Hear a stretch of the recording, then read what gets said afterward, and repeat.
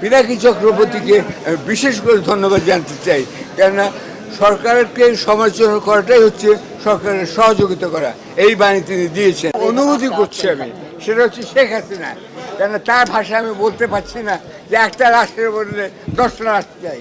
তার ভাষায় আমি বলতে পারছি না যে আমি কখনো পালিয়ে যাইনি।